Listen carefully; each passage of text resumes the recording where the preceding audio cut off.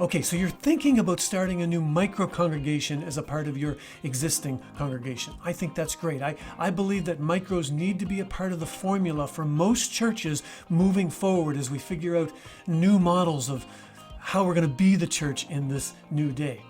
But in this reShape 333, I want to talk about 3 potholes to avoid as you begin to move into the micro church world. There are some important risks that must be managed as part of your micro church experiment. I want to talk about those 3 potholes, and I want to do it in the next 333 seconds. So let's get at it. I don't know where you land on the leadership personality spectrum. There are those on the far left that will be the type that will sort of shoot first and aim later. A great idea comes to them and they're the early adopters. They jump into the deep end of the pool and then think, I should have learned to swim first. And then at the other end of the spectrum are those that will aim and aim and aim and aim again. And then they'll readjust and move the target, readjust their sights, aim some more, and never shoot. They'll never jump into the shallow end of the pool. Both ends of the spectrum are wrought with risk. So as you think about this, and as your team perhaps has some conversations about this, about considering adding a micro church or 2 to your congregation, there are 3 potholes that I want you to avoid. Pothole number 1, too far. There are those that will see the micro church opportunity and they're going to scour the internet reading for success stories. They're going to read about the Tampa Underground Church and they're going to think that we can be that. And they're going to swing the pendulum too far.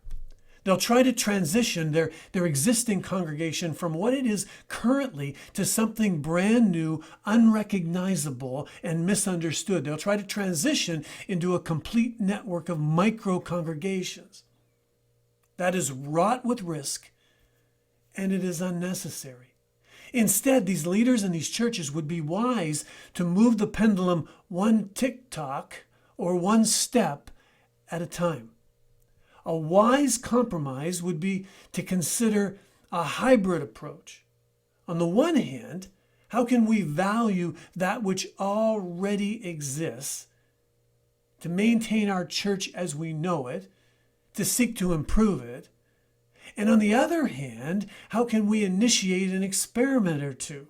To pull together a team or 2 of like-minded people to begin to meet and to dream and to develop a micro church experiment.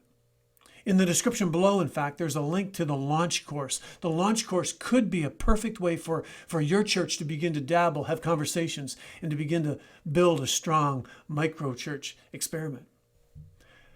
Pothole number 2, too fast.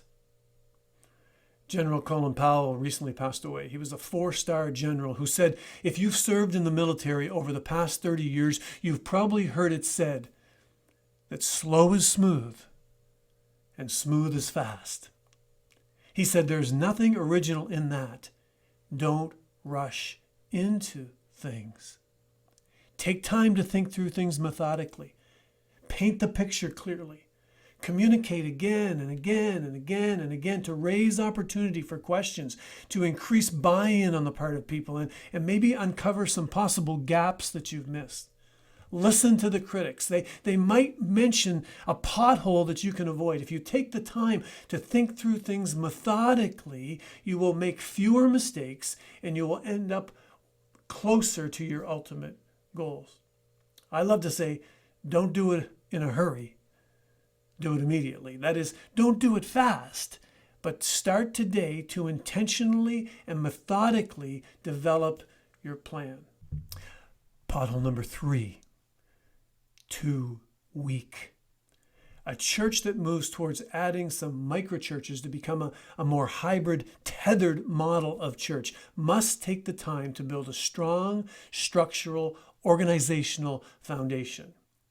How we build a structure that supports this model will be of ultimate importance so that it can become sustainable long term. Who will lead our micros? What's required of those leaders? How will our microchurches be accountable to the whole? What will that accountability look like? And how do we maintain that accountability? What does a workable financial system look like in this new model? How do people give?